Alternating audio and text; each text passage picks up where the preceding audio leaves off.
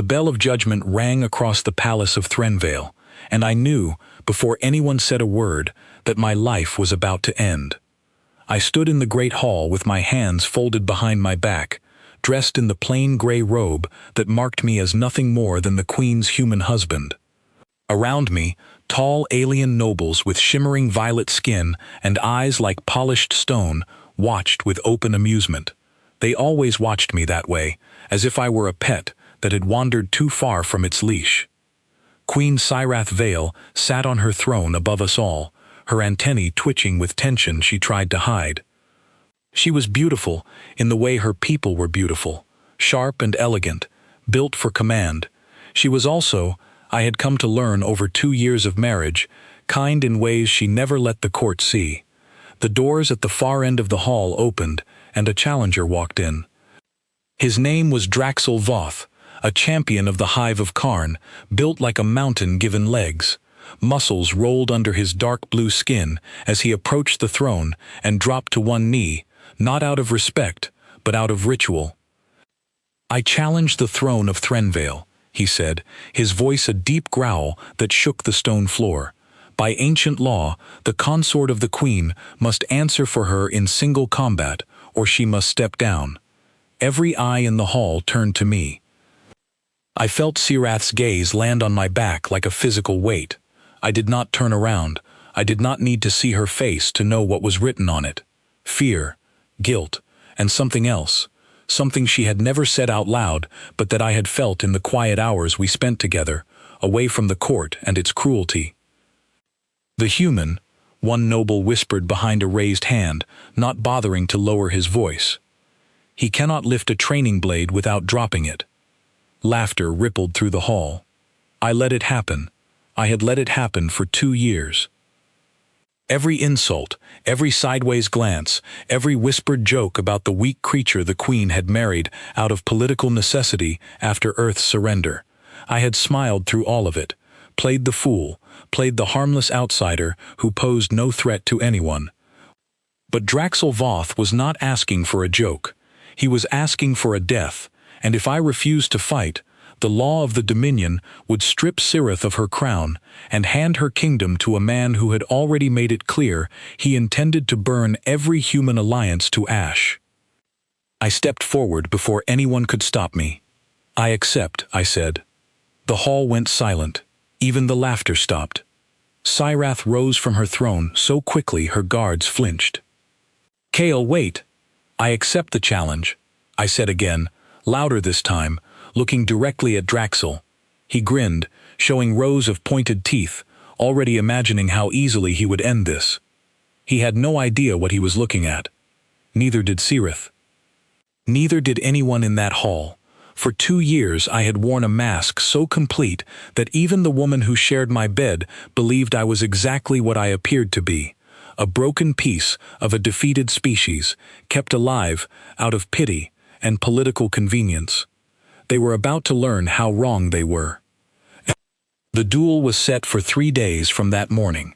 "Enough time," Draxel said with a mocking bow, "for me to say goodbye to my wife." The court dismissed itself in a wave of murmurs and stifled laughter, nobles already placing bets on how quickly I would fall. Sirath found me later that evening on the high balcony overlooking the twin moons of her homeworld.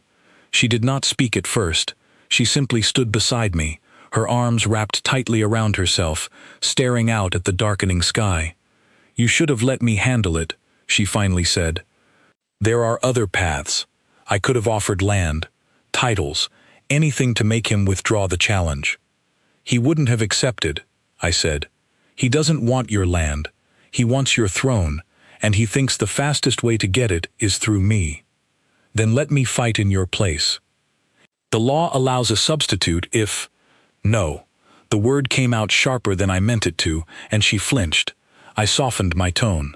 "No, Sirath, this is mine to carry." She turned to look at me, and for a moment I saw past the queen, past the ruler who commanded armies and negotiated treaties with iron patience.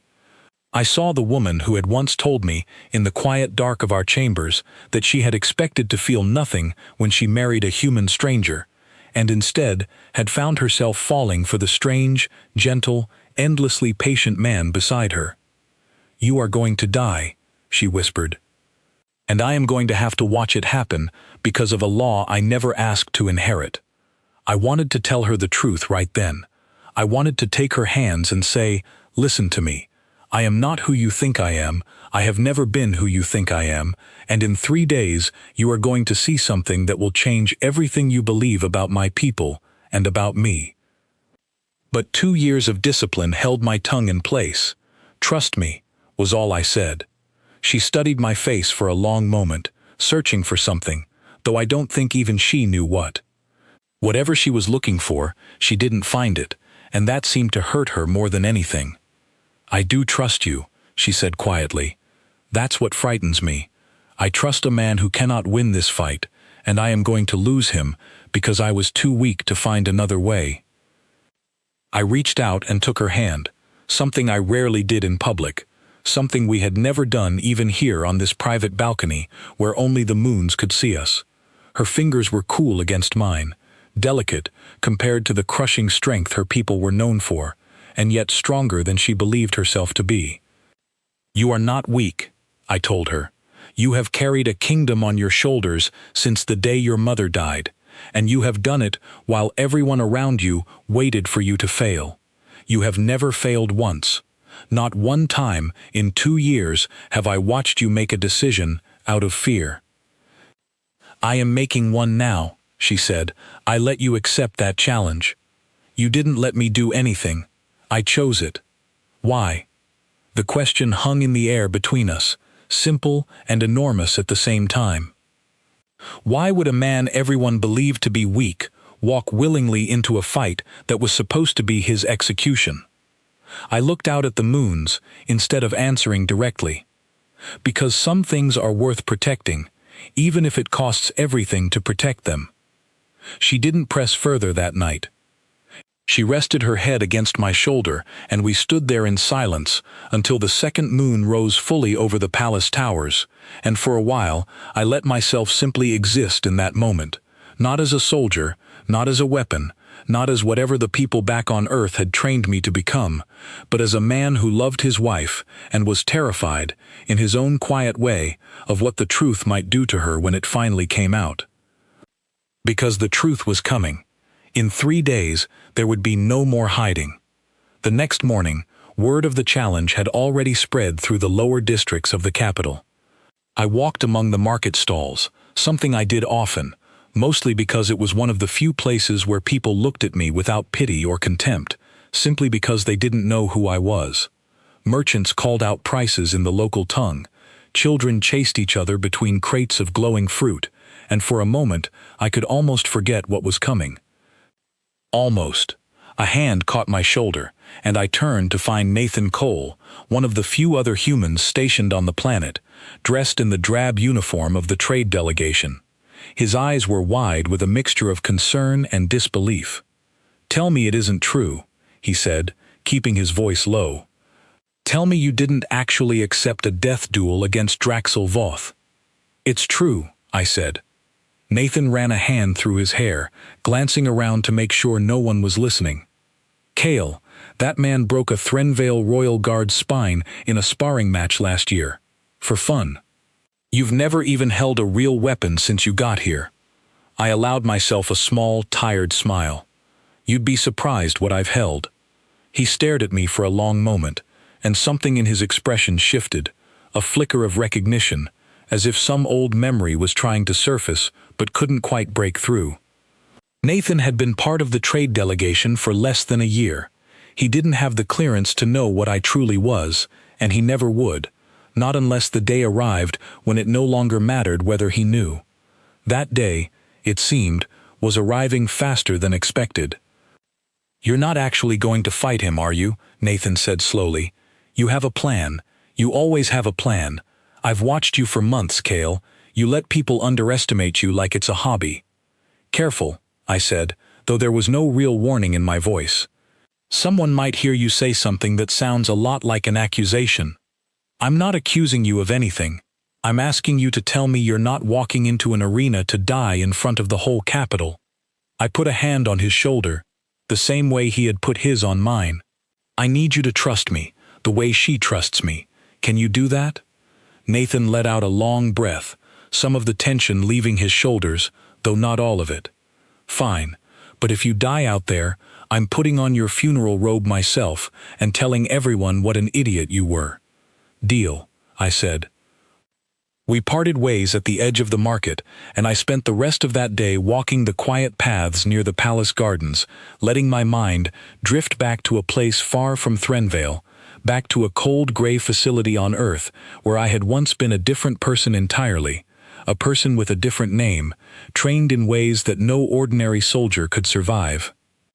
The program had a simple purpose, though it had taken me years to fully understand it. When Earth signed its treaties of surrender with the greater galactic powers after the war that nearly ended our species, our leaders had made a calculated decision. Publicly, humanity would appear weak, broken, willing to bow. Privately, a small number of us, chosen for reasons I still did not fully understand, were embedded across the galaxy in positions of quiet influence, marriages, trade posts, diplomatic staff, anywhere that could put us close to power without raising suspicion. We were not meant to fight. We were meant to watch, to protect, to wait. I had waited 2 years, playing the harmless fool, learning the language, the customs, the small cruelties of a court that saw my kind as beneath notice. I had learned to love the woman I was assigned to protect, something no training program could have prepared me for, and something I had never once regretted, even on the nights when the weight of my secret felt unbearable. Now Draxel Voth had forced my hand, and in 3 days, the mask I had worn for 2 years was going to come off in front of the entire kingdom. I found Cirith again that evening in the private study where she reviewed reports late into the night, long after her advisors had gone home. She looked up when I entered, and for a brief moment, before she composed herself into the calm mask of a ruler, I saw pure exhaustion in her eyes. "I have been trying to find a way out of this," she said, gesturing at the stacks of documents scattered across her desk. "Ancient laws, forgotten clauses, anything that might let me withdraw you from the duel without losing the throne. I have found nothing." "You won't find anything," I said gently, sitting across from her. "The law is clear. It was written to be clear, so no queen could ever protect a weak consort from a stronger challenger." "Then what am I supposed to do? Sit on my throne and watch him kill you in front of everyone I have sworn to protect?" I reached across the desk and closed the report she had been staring at without truly reading. "You are supposed to trust me one more time." Her jaw tightened, and for a moment I thought she might argue, might tell me again how foolish this was, how she should have found another way, how she blamed herself for ever letting the challenge stand. Instead, she simply looked at me, really looked at me, the way she had looked at me on our wedding day, searching for the man behind the calm expression. "There is something you are not telling me," she said quietly. "I have felt it since the day we married, a wall you keep between us, even when I thought we had grown close enough that no walls remained." I held her gaze and did not look away. "In 3 days, that wall comes down. I promise you that." "Why not now?" "Because some truths are better shown than told," I said. "And because if I tell you now, you might try to stop what happens next, and I need it to happen exactly as it will." She studied me for a long, silent moment, and then, slowly, she nodded, though I could see the effort it took her to do so. 3 days, she repeated. "I will trust you for 3 more days, Kale Ashworn. But if you die out there, I will never forgive you for making me wait this long to understand who you truly are." "That's fair," I said softly. Outside, the twin moons rose higher over the palace, and somewhere in the lower districts, Draxel Voth was likely sharpening his blades and boasting to his followers about the easy victory that awaited him. He had no idea that in 3 days he would be facing not a broken piece of a defeated species, but something the galaxy had not yet learned to fear, something that had been waiting, patiently, for exactly this moment. The next 2 days passed, in a strange, quiet blur, the kind of calm that settles over a person right before something enormous happens. I spent my mornings walking the palace grounds, my afternoons sitting with Sirith as she tried, and failed, to focus on the endless reports crossing her desk, and my nights lying awake beside her, listening to her breathing, slow into sleep, while my mind ran through everything that was about to change. Word of the duel had spread far beyond Threnvale by the second day. Traders from neighboring systems arrived early, hoping to witness what many were already calling the fastest execution in the history of the royal arena. Nobles who had barely acknowledged my existence in 2 years suddenly found reasons to greet me in the hallways, offering false condolences dressed up as pleasantries, their eyes gleaming with anticipation. I let them talk. I let them pity me. It cost me nothing, and it meant that no one, not even the sharpest minds in that court, suspected what was coming. On the evening before the duel, Sirath called for a private dinner in her chambers, away from the formal dining hall where advisors and nobles would have watched us eat like we were already saying goodbye. It was just the two of us, a simple table, and food neither of us had much appetite for. "I spoke with the arena masters today," she said, pushing food around her plate without eating. "I asked if there was any way to postpone the match, to give you more time to train, more time to prepare." "And what did they say?" "That the law does not allow delays once a challenge has been formally accepted, that any attempt to postpone would be seen as an admission of weakness, and would only strengthen Draxel's claim to the throne." She set down her fork, her hands trembling slightly. "I have spent my whole life learning how to rule, how to lead, how to make hard decisions for the good of my people, and I cannot find a single decision that saves you." "You don't need to save me," I said. "Kael, please. Do not pretend this is some small thing. Draxel Voth has killed men twice your size in that arena. He has broken the bones of trained warriors who spent their entire lives preparing for combat. You have spent the last 2 years attending diplomatic dinners and losing at strategy games with the palace guards." I almost smiled at that last part, remembering the countless evenings I had spent letting palace guards win simple games, laughing along with their jokes about human clumsiness, building exactly the reputation I needed. It had all been so easy, and it had all been leading here. "Do you remember the first night we met?" I asked her instead. She blinked, caught off guard by the question. "Of course I remember." "Tell me what you remember." She hesitated, then spoke slowly, as if the memory itself was fragile. "I remember being furious that my council had arranged a marriage to a human I had never met, as though I were a piece to be traded in a political game.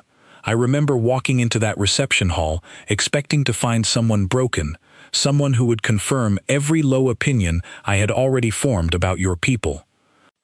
"And what did you find instead?" A faint, sad smile crossed her face. "I found a man who looked terrified and tried to hide it behind bad jokes. I found someone who asked me questions about my people's history instead of talking about himself, which no one at that court had ever done before. I found someone who, despite being surrounded by people who saw him as beneath them, never once looked at me like I was simply a crown to be won. I wasn't trying to win anything that night," I said honestly. "I was trying to understand who you were, because I already knew I was going to spend a long time by your side, and I wanted that time to mean something." Her eyes glistened, though she blinked the emotion away quickly, the old habit of a queen who had learned early never to show weakness in front of anyone, even in private. "You still haven't told me why you accepted this duel instead of finding another way." "Because I need you to see me clearly," I said. "For 2 years, you have known a version of me that I built carefully, piece by piece, for reasons I could not explain. Tomorrow, that version disappears, and you will finally see the truth. And what if the truth is that you are simply a man who is about to die trying to prove something to me?" I reached across the table and took her hand, the same way I had on the balcony days before. "That is not the truth, but I understand why it's the fear you're carrying. Just promise me one thing." "What?" Whatever happens tomorrow, do not intervene. No matter what you see, let it happen exactly as it unfolds. She studied my face for a long, searching moment, and I watched the internal battle play out behind her eyes, the queen who wanted to protect her people warring with the woman who wanted to protect her husband. Finally, she nodded, though I could see how much the promise cost her. "I will trust you," she said quietly. One more time. That night, after she had fallen asleep, I slipped out onto the balcony alone and allowed myself, for the first time in 2 years, to think clearly about what I was about to do. The training I had received back on Earth was not something easily described in simple terms. It went beyond physical conditioning, beyond combat skills sharpened to a level most people would consider impossible. There had been augmentations, careful and deliberate, designed to give a small number of operatives capabilities that could rival the strongest species in the galaxy without ever revealing themselves unless absolutely necessary. Enhanced strength, reflexes far beyond baseline human limits, a body that healed faster, moved faster, and endured more than anyone watching would ever expect from someone who spent his days losing at strategy games and pretending to trip over his own feet during palace drills. I had been selected for the program at a young age, though the details of that selection remained classified even to me in ways I had learned not to question. What I did know was this: humanity had not truly surrendered when the treaties were signed. We had simply chosen patience over pride, quiet observation over open conflict, understanding that survival sometimes meant appearing weaker than you truly were until the moment came to reveal otherwise. I had been placed in Threnvale specifically because of Sirath. Her kingdom held a strategic position between 3 major trade routes, and intelligence had suggested, correctly it turned out, that political instability within her court would eventually threaten the fragile peace holding the region together. My assignment had been simple on paper: marry the queen, integrate into her court, protect the alliance from within, and remain hidden unless a direct threat to her rule emerged. Draxel Voth was that threat. I had known about him for months, watching from the shadows as he built alliances among the more aggressive factions of the Dominion, quietly preparing for exactly the kind of power grab he was now attempting. I had hoped it would not come to open conflict. I had hoped diplomacy, patience, and Sirath's own considerable skill as a ruler would be enough to neutralize him before he grew bold enough to challenge her directly. I had hoped wrong. Now there was no more hiding, no more patience, no more waiting in the shadows while pretending to be something I was not. Tomorrow, in front of the entire capital, I would finally become exactly what I had always been. The morning of the duel arrived with a clear sky and a crowd larger than anything I had seen since my wedding day. The royal arena, an ancient structure of dark stone rising in tiered rows around a sunken circle of packed earth, filled with spectators long before the sun reached its highest point. Nobles occupied the upper platforms in their finest robes, merchants and commoners filled the lower rows, and traders from neighboring systems crowded the visitor sections, drawn by rumors of an execution disguised as a duel. I stood in the preparation chamber beneath the arena, alone, except for a single attendant who helped me into the simple combat garments required by tradition, plain and unadorned, nothing like the ceremonial armor Draxel would surely be wearing. Nathan found me there moments before I was due to enter the arena, slipping past the guards with a determined look on his face. "I had to see you before this happened," he said, his voice tight with barely controlled worry. "Kale, if there's any part of you that's having second thoughts, now is the time." "I'm not having second thoughts," I told him. He studied my face, and something in my calm expression seemed to unsettle him more than any nervousness would have. "You're not scared at all, are you?" "I've learned to manage fear," I said honestly. "It's a useful tool if you know how to use it." Nathan let out a shaky breath, running a hand through his hair. "Whatever happens out there, I want you to know I consider you a friend. A strange, secretive, occasionally infuriating friend, but a friend. The feeling is mutual, I said, and meant it. A horn sounded somewhere above us, deep and resonant, echoing through the stone chamber, the signal that the duel was about to begin. "That's my cue," I said.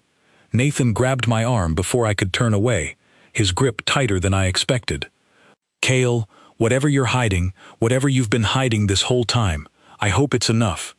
I met his eyes, and for the first time in 2 years, I let a small piece of the truth show through, just enough for him to see it. "It's more than enough," I said quietly. "Trust me." I walked toward the arena entrance, and with each step, I felt the last remnants of the mask I had worn for 2 years beginning to fall away, piece by piece, until by the time I stepped out into the blinding sunlight of the arena floor, I was no longer the harmless, clumsy human the court believed me to be. The crowd's laughter and murmurs greeted me as I walked into the open circle, the same dismissive sounds I had grown used to hearing whenever I appeared in public. On the opposite side of the arena, Draxel Voth emerged from his own preparation chamber, dressed in gleaming ceremonial armor, a massive blade strapped across his back, his powerful frame drawing cheers and shouts of encouragement from the crowd. High above, on the royal platform, Sirath sat rigid on a raised seat, her hands gripping the armrests so tightly her knuckles had turned pale. Her eyes found mine across the distance of the arena, and I could see the fear she was fighting to hide from her people, the promise she was struggling to keep. Draxel raised his arms to the crowd, soaking in their cheers, his confidence radiating through every movement. He turned to face me, a wide, cruel grin spreading across his face as he took in my simple, unarmored appearance. "I expected the Queen to send a real warrior in her defense," he called out, loud enough for the entire arena to hear, drawing another wave of laughter from the crowd. "Instead, she sends me a joke." I said nothing. I simply stood in the center of the arena, hands loose at my sides, and waited. The arena master, an ancient figure draped in ceremonial robes, raised a staff above his head and called out the ritual words that would open the duel, his voice amplified by some device woven into the collar of his robe so the entire crowd could hear. "By ancient law and sacred tradition, this duel shall determine the fate of the throne of Threnvale. Let it begin, and let the will of the strong prevail." The staff came down. Draxel Voth let out a roar and charged. Time seemed to slow the moment Draxel moved. To the crowd, he was a blur of motion, a mountain of muscle and armor closing the distance in a heartbeat, his massive blade already swinging in a wide arc meant to end the fight before it truly began. To me, his movements unfolded with unhurried clarity, each shift of his weight, each twitch of muscle, telegraphing his intentions long before the blade came close. I stepped aside. It was such a small movement, barely more than a shift of my weight and a half-turn of my body, but it was enough. Draxel's blade cut through empty air where I had stood a moment before, and the momentum of his swing carried him stumbling forward, off balance for the first time in what was likely years of easy victories. A confused murmur rippled through the crowd. Somewhere in the upper platforms, I heard a noble mutter something about luck. Draxel recovered quickly, spinning to face me with narrowed eyes, his earlier confidence flickering into something closer to genuine attention. "A fortunate dodge," he growled. "It will not happen twice." He came at me again, faster this time, his blade weaving through a series of strikes meant to overwhelm through sheer speed and aggression. I moved through each attack with the same unhurried calm, sidestepping, ducking, letting his strikes pass close enough to feel the wind of their passage, but never close enough to land. I was not fighting him yet. I was simply showing him, and everyone watching, that I could not be touched. The crowd's murmurs grew louder, confusion shifting into something closer to disbelief. On the royal platform, I saw Sirath lean forward in her seat, her earlier fear giving way to a dawning realization she could not yet fully process. Draxel's frustration began to show in the wildness of his swings, each strike carrying more force but less precision than the last. He was a warrior, trained to overwhelm opponents through raw power, and for the first time, that power was accomplishing nothing. "Stand still," he snarled, swinging his blade in another wide arc. I stepped inside the arc instead of away from it, closing the distance between us before he could recover, and for the first time since the duel began, I struck back. My palm connected with the center of his armored chest, a single controlled blow that carried far more force than my slight human frame should have been capable of generating. The impact sent him staggering backward several steps, his boots skidding across the packed earth of the arena floor, his massive blade nearly slipping from his grip. The murmurs in the crowd died completely, replaced by a heavy, stunned silence. Draxel caught his balance and stared at me, his earlier confidence completely gone, replaced by something I recognized immediately from years of training, the dawning realization that he had badly misjudged his opponent. "What are you?"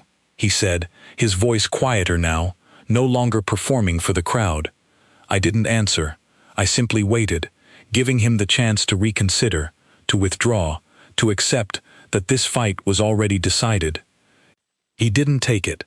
Pride, or perhaps desperation, drove him forward again, and this time his attacks carried a different quality, more careful, more calculated, as he tried to adjust to an opponent who was clearly not what he had expected. I met each strike with precise, economical movements, blocking where blocking made sense, redirecting his momentum where it didn't, never allowing him to regain the rhythm that had made him such a feared champion.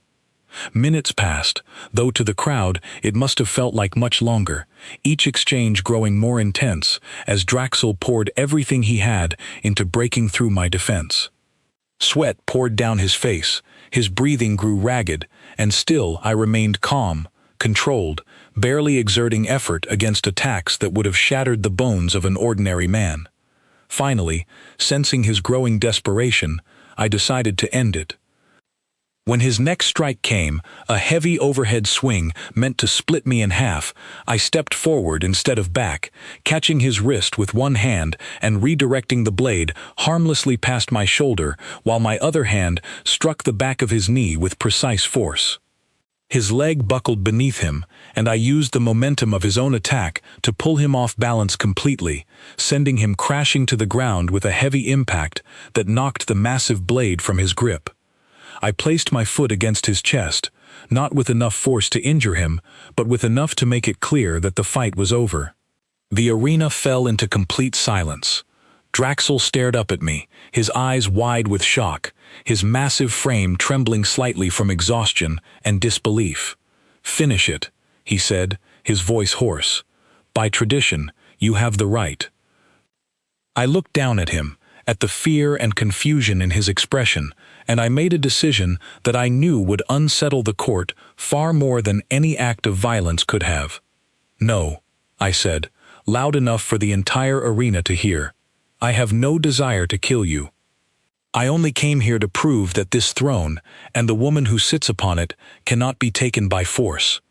I removed my foot from his chest and stepped back, allowing him to slowly, painfully rise to his feet. He stared at me with an expression that had shifted from confusion to something closer to respect, though I could see the wounded pride still burning beneath it. The arena master, who had watched the entire duel with growing disbelief, finally raised his staff again, his amplified voice carrying across the stunned crowd. "The challenge is decided. The throne of Threnvale remains with Queen Syrath Vale." The silence broke into a chaotic wave of noise, gasps, and murmurs, and shouted questions rising from every section of the crowd. Nobles turning to each other in confusion, commoners craning their necks to get a better look at the man who had just defeated one of the Dominion's most feared champions without landing a single serious blow. I looked up at the royal platform and found Syrath already on her feet, one hand pressed against her chest, her eyes fixed on me with an expression I had never seen from her before, a complicated mixture of shock, relief, and something that looked almost like fear, though not fear of me. Fear of the questions that were about to demand answers. Guards moved to escort Draxel from the arena, his earlier bravado completely gone, replaced by a quiet, contemplative silence as he cast one final look back at me before disappearing through the preparation chamber entrance. I remained standing in the center of the arena, letting the crowd's disbelief wash over me, knowing that the moment I had been preparing for over 2 years had finally arrived, and there was no going back from it now.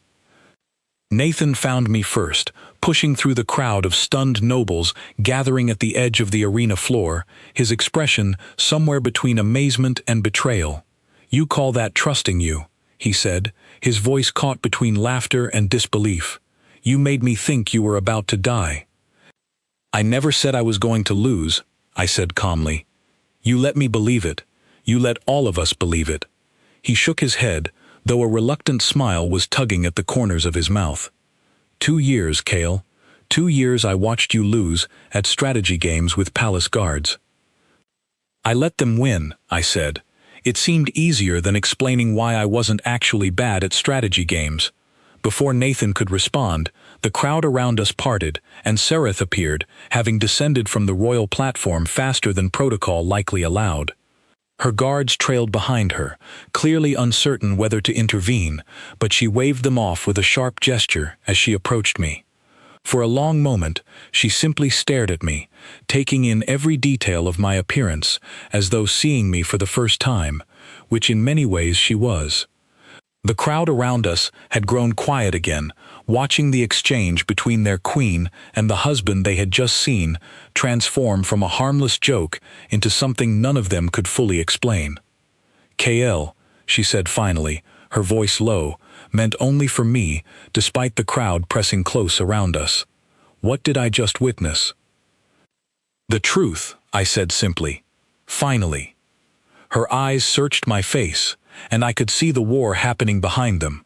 The queen who needed answers, battling the woman who was still processing the shock of watching her supposedly helpless husband dismantle one of the most feared warriors in the Dominion without breaking a sweat. "I need to understand," she said, "not here, not in front of them." "I know," I said. "I promise you, you will understand everything, tonight." She nodded slowly, though I could see how much restraint it took for her not to demand answers immediately, right there in the middle of the arena with half the capital watching. Instead, she turned to address the crowd, her voice shifting back into the commanding tone of a ruler, steady and controlled despite the storm I knew was raging beneath the surface. "The challenge has been decided," she announced, her voice carrying across the arena. "The throne of Threnvale stands. Let this serve as a reminder to any who believe this kingdom, or its people, can be taken by force." The crowd erupted into a mixture of applause and continued murmured confusion, nobles already whispering theories to each other about what they had just witnessed, merchants and commoners cheering with the simple, uncomplicated joy of having seen an underdog defy every expectation. Sereth turned back to me, and beneath the composed mask of a ruler, I could see the countless questions burning behind her eyes, questions that had been building for 2 years and had finally found a reason to demand answers.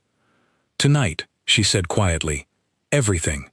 "Everything," I agreed. As the guards began clearing a path through the crowd for us to leave the arena, I caught sight of Draxel Voth one final time, standing at the edge of the preparation chamber entrance, watching me with an expression that had shifted entirely from the arrogant confidence he had walked in with. He gave a slow, deliberate nod, the closest thing to respect a warrior of his pride could offer, before disappearing into the shadows of the tunnel. I did not know it then, but that nod would matter more than I realized, a quiet acknowledgement that would ripple through the political factions of the Dominion in ways that would shape everything that came after. For now, though, my only thought was of the woman walking beside me, her hand finding mine as we moved through the crowd, her fingers gripping tighter than usual, holding on as though she was afraid that letting go might make the impossible truth she had just witnessed disappear entirely. 2 years of careful, patient deception had ended in a single afternoon, and as we made our way back toward the palace, I felt something I had not allowed myself to feel in a very long time: relief. The hardest part, I told myself, was over. I had revealed my strength. I had protected her throne.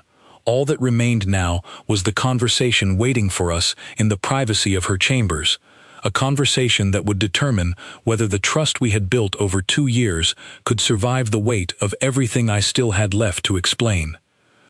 I had no idea, walking through that cheering, confused crowd, that the conversation ahead of us would be far more difficult than the duel I had just won. The palace was unusually quiet by the time we reached Sirath's private chambers, the usual bustle of guards and attendants seeming to sense that this was not an evening for interruptions. She dismissed her personal staff at the door with a single sharp gesture, and then we were alone, the heavy wooden doors closing behind us with a soft, final sound. She did not sit.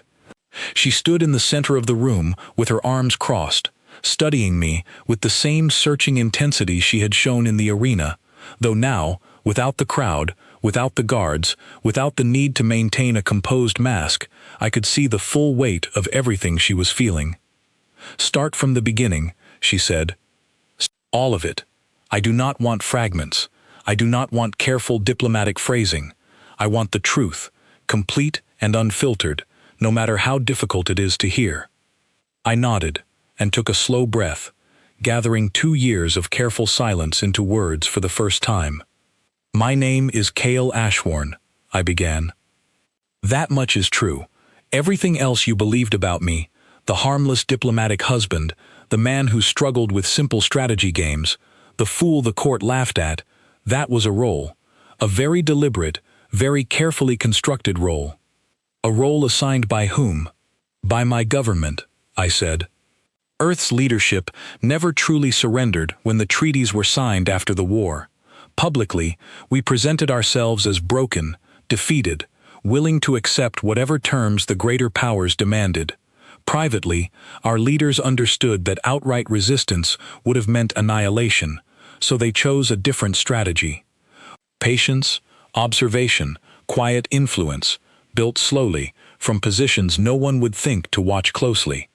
Sirath's expression remained carefully controlled, though I could see the effort it took her to keep it that way. And you were one of these quiet influences. I was selected for a program most people back home don't even know exists," I said, "trained from a young age, both physically and mentally, given capabilities far beyond what an ordinary human is capable of. Strength, speed, reflexes, a body that heals faster and endures more than anyone watching would ever suspect. All of it hidden beneath layers of careful behavior designed to make me appear exactly as harmless as everyone believed. And I was your assignment," she said quietly, and though it wasn't quite a question, I could hear the hurt buried beneath the words. "Threnvale's position between 3 major trade routes made your kingdom strategically vital," I said, choosing my words carefully now, aware of how much this next part would matter. My superiors believed, correctly as it turned out, that political instability in your court would eventually threaten the fragile peace holding this entire region together. My assignment was to marry you, integrate into your life, and protect the alliance from within if that instability ever became a genuine threat. Silence stretched between us, heavy and difficult, and I watched her process everything I had said, her arms tightening across her chest as though bracing against something. "So our marriage," she said slowly, "was never anything more than a mission to you." "That's not true," I said quickly, taking a step toward her. "The assignment brought me here. It did not decide what happened after." "How am I supposed to know the difference, Cale?" Her voice cracked slightly, the first real break in her composure since we had entered the room. "You have lied to me for 2 years. Every conversation, every quiet evening, every moment I believed we were building something real, and none of it was what I thought it was." "Everything we built together was real," I said firmly. "The mission gave me a reason to be here. It never gave me a reason to fall in love with you. That happened entirely on its own, and it terrified me more than anything my training ever prepared me for." She looked away, blinking rapidly, clearly fighting against emotion she did not want to show, even here, even now. You expect me to believe that. I don't expect anything, I said. I only hope you'll consider it. 2 years ago, I was given a mission to protect a kingdom I had never seen and a queen I had never met. I did not expect to find someone who challenged every assumption I had been trained to hold about your people. I did not expect to spend quiet evenings talking about your mother's teachings, or watch you carry the weight of an entire kingdom on your shoulders without ever once complaining about the burden. I did not expect any of that to matter to me the way it does. Then why hide it, she said, turning back to face me, her eyes glistening now, the careful mask finally cracking. If your feelings were real, why keep this from me for so long? Why let me believe I had married someone weak, someone I needed to protect, when the entire time you were capable of defeating one of the most feared warriors in the Dominion without effort? Because the moment my true capabilities became known, everything changes, I said. Not just for me, for you, for this alliance, for every quiet operation my people have running across this region of the galaxy. There are political factions within the Dominion who would see this as a threat, an infiltration, a violation of the very treaties that keep the peace between our species. My silence was never about deceiving you for its own sake. It was about protecting something larger than either of us, until the moment came when protecting it required a different kind of truth. She was quiet for a long moment, absorbing everything I had said, her earlier hurt slowly giving way to something more complicated, a mixture of understanding and lingering betrayal that I knew would take more than a single conversation to fully resolve.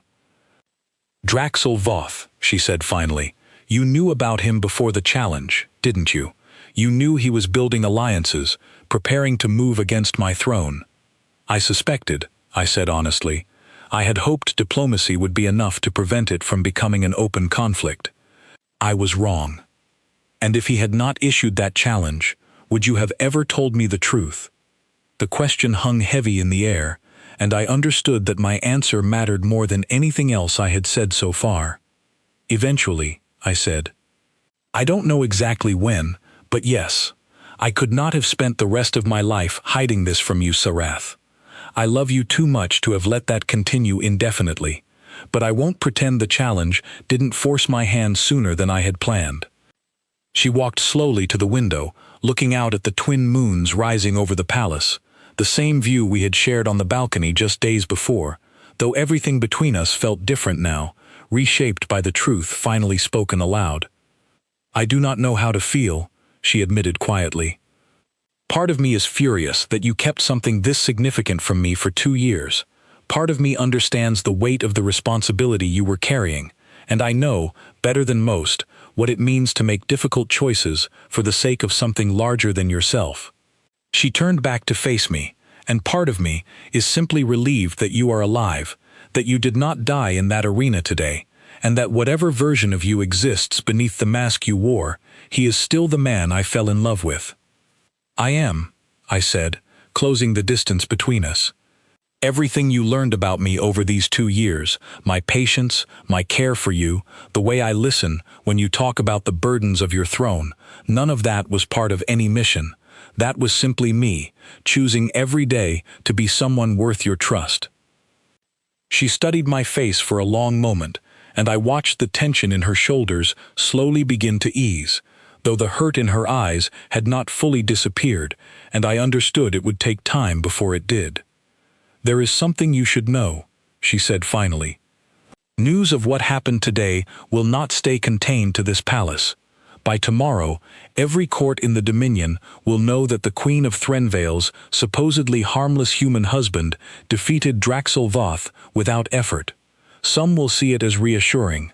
Others will see it as a threat, exactly as you feared. I know, I said. I've been preparing for that possibility since the moment I accepted the challenge. What happens now? Now, I said, we face whatever comes together. No more hiding, no more careful masks. If the Dominion wants to understand what humanity truly is, I would rather they learn it standing beside you than fearing it from a distance. She reached out and took my hand, her fingers intertwining with mine the way they had on countless quiet evenings before, though this time the gesture carried a different weight, an acknowledgement of everything that had changed between us and everything that remained the same.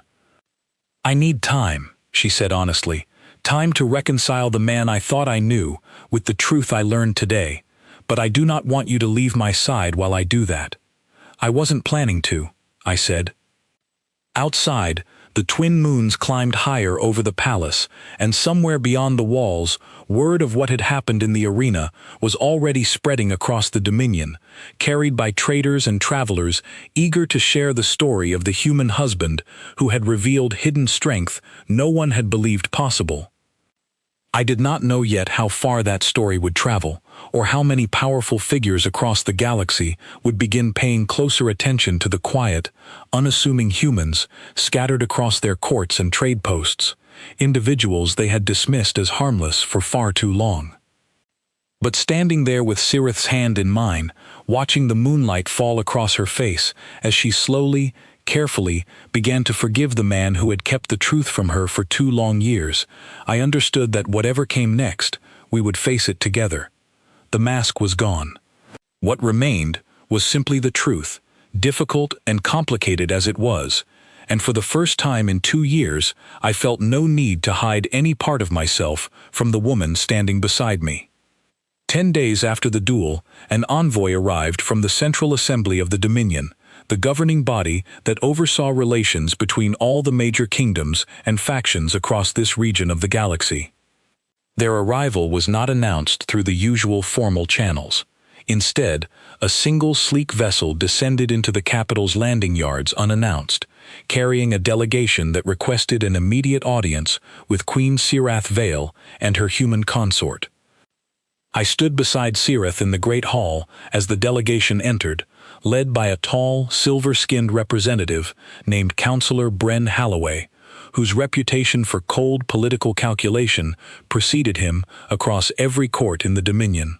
Behind him walked 4 additional envoys, each representing different factions within the assembly, their expressions carefully neutral in the way of experienced diplomats who had learned to reveal nothing. "Queen Cirith," Councillor Halloway said, offering a shallow bow that carried more formality than respect. "News of the events in your arena has reached every corner of the Dominion. The Assembly requires answers." "You are welcome in my court, Councillor," Cirith said, her voice steady and composed despite the tension I could feel radiating from her. "Ask what you have come to ask." Halloway's gaze shifted to me, studying me with the same calculating intensity he likely applied to every problem the Assembly sent him to solve.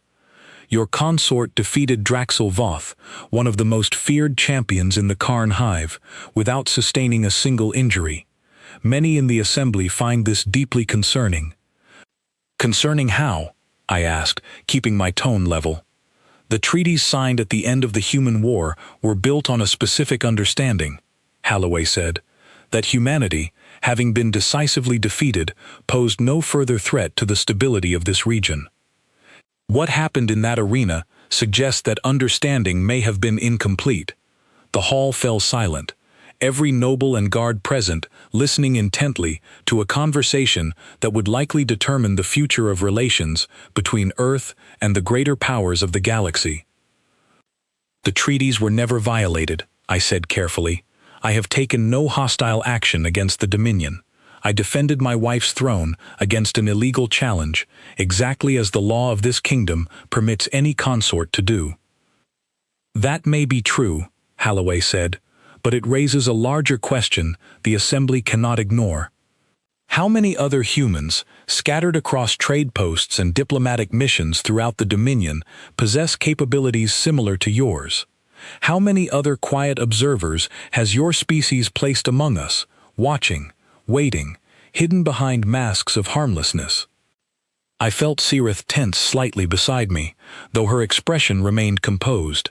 This was the exact confrontation I had feared since the moment I accepted Draxel's challenge, the moment my hidden strength would force uncomfortable questions that could unravel the fragile peace holding the galaxy together. I thought carefully before answering, choosing my words with the same precision I had used in the arena days before. "I cannot speak for every human placed across the Dominion," I said honestly. "What I can tell you is this: my people did not survive the war by accident. We survived it by making difficult choices, choices born from necessity rather than aggression. When the treaties were signed, humanity chose patience over pride, quiet observation over open resistance, because we understood that surviving as a species mattered more than proving a point through force." "That does not answer the question," Holloway pressed. "Are there more like you?" "There may be," I said, "but consider what that means. In 2 years, I have used my capabilities exactly once, and only to defend against an illegal act of aggression within the laws of this kingdom. If humanity intended harm to the Dominion, we have had countless opportunities to act on it, and we have chosen restraint every single time. That restraint should tell you more about our intentions than any single duel." Holloway studied me for a long moment, and I could see him weighing my words against whatever reports and intelligence the assembly had already gathered. Beside him, the other envoys exchanged quiet glances, clearly uncertain how to proceed. It was Sirath who finally broke the tense silence, stepping forward with the calm authority of a ruler who had spent her entire life navigating difficult political waters. "Counselor Holloway," she said, "I have known this man for 2 years. I have shared my life with him, trusted him with the burdens of my throne, and watched him choose patience and kindness in every situation where cruelty would have been easier. Whatever capabilities he possesses, whatever secrets his people asked him to carry, I have seen nothing in his actions that suggests any threat to the peace this Dominion has worked so hard to maintain." "With respect, Your Majesty," Holloway said, "your judgment may be influenced by personal feelings that cloud objective assessment."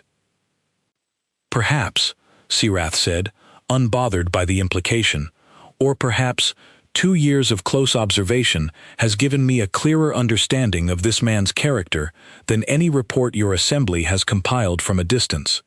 I trust my own judgment, Counselor, and I would remind you that my throne remains secure specifically because of the restraint this man showed when he could have easily taken a life instead of simply ending a fight." Holloway's expression flickered, a small crack in his careful diplomatic mask, and I understood that Sirath's point had landed exactly as intended. I had chosen not to kill Draxel Voth when tradition would have permitted it, and that single choice was now serving as evidence of humanity's restraint in a conversation that could have easily spiraled into something far more dangerous. "The Assembly will need to deliberate on this matter further," Holloway said finally, though his tone had shifted slightly, the earlier accusatory edge softened by the Queen's firm defense. "There will likely be requests for additional oversight regarding human placements across diplomatic and trade positions throughout the Dominion." "That is the Assembly's right," I said, "and I will cooperate with any reasonable request for transparency, but I would ask that the Assembly also consider this.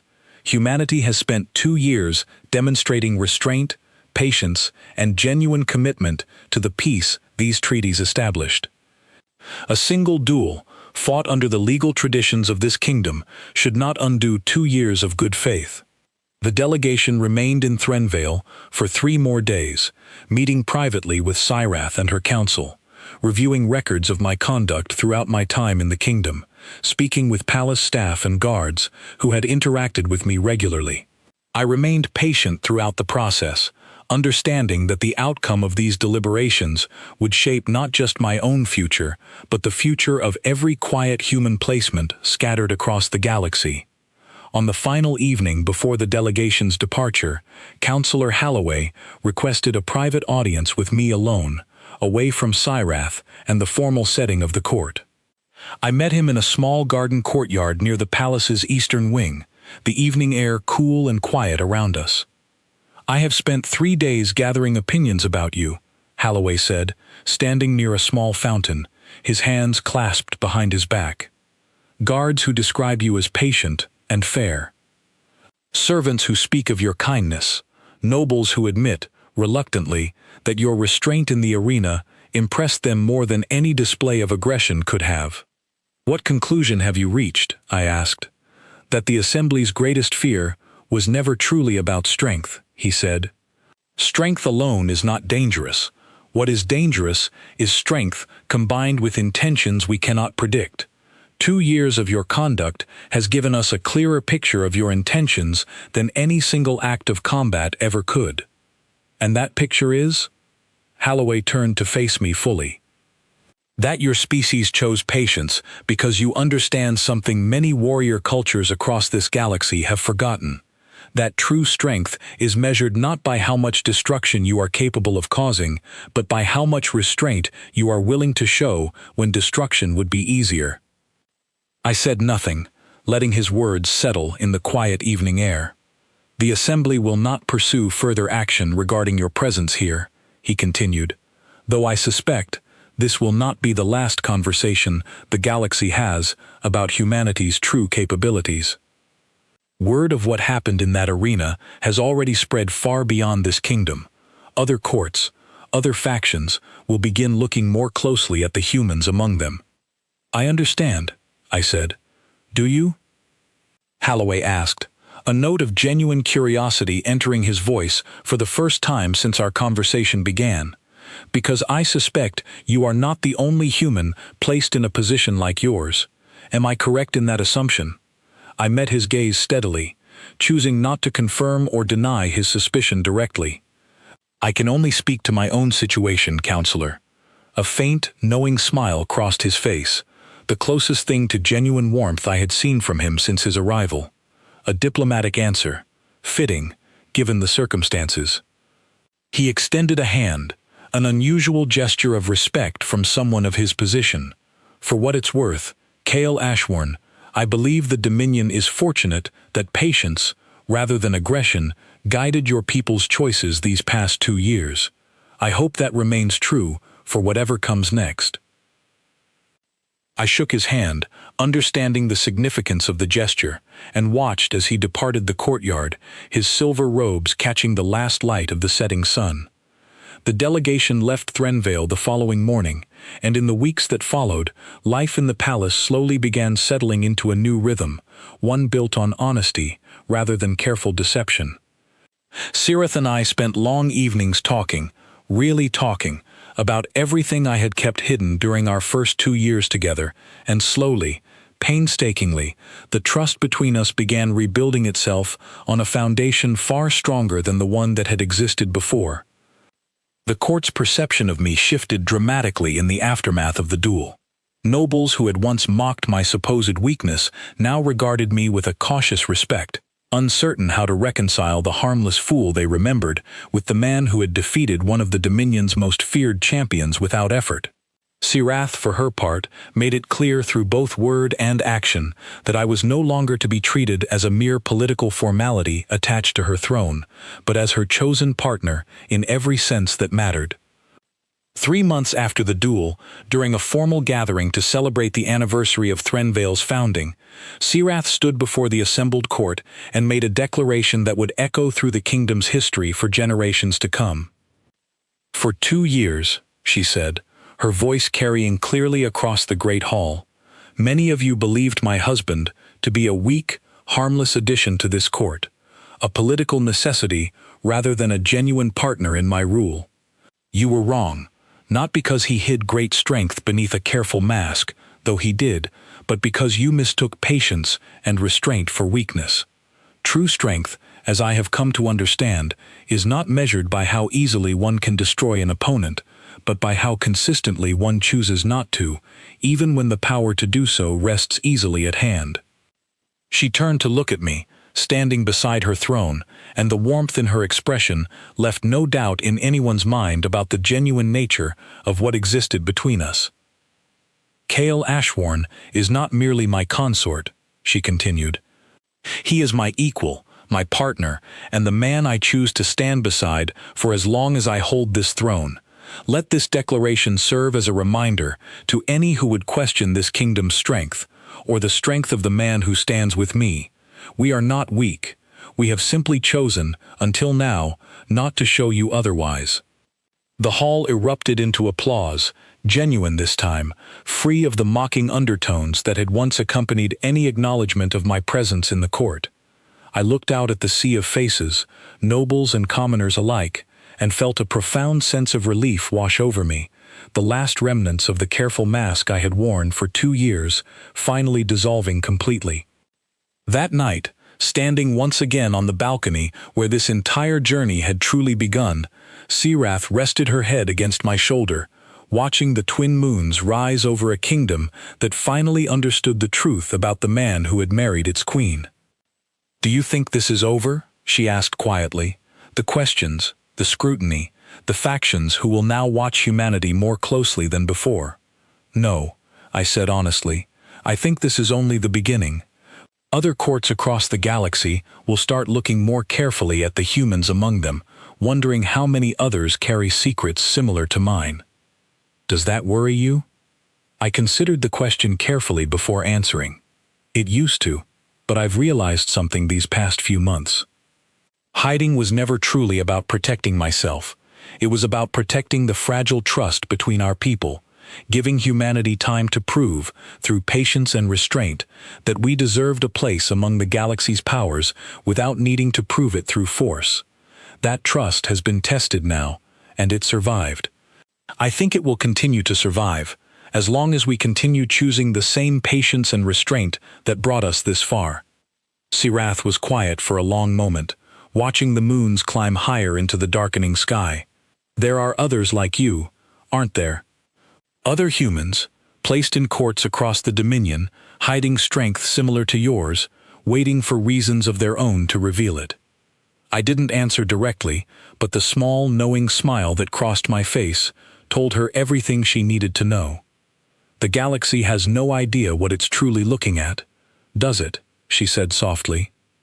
"It sees a defeated species, scattered and quiet, and has no understanding of what patience like that is truly capable of, once it finally decides to act."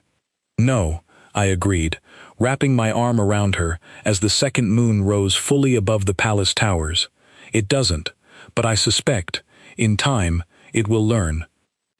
Somewhere across the vast distances of the galaxy, in courts and trade posts and diplomatic missions scattered among 100 different worlds, other quiet humans continued their own patient work, waiting for their own moments to arrive, carrying secrets of their own that would, someday, reshape the galaxy's understanding of a species it had too quickly dismissed as broken.